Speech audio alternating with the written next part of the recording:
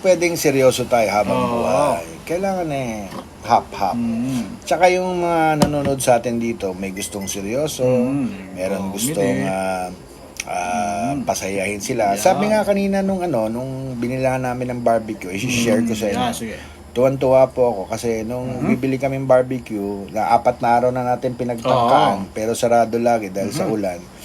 Finally, tapos yung nagluluto nung barbecue, sabi sa amin, boss, 2 weeks ko na. Wow! That's why I thought... Kaya tuloy mo lang yan, mama. Tuloy mo lang yung pagbibigay ng mga gift. Tsaka baka may tricycle ka dyan. Wala kami sasakyan. Wala kami sasakyan. Di nagluluto ng barbecue.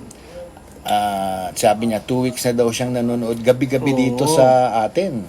Yes. Kaya sabi ko, bakit ka nanonood? Thank you, Ron Nenel. Bakit ka nanonood sa amin? Alam mo sabi niya, nawawala po yung stress ko.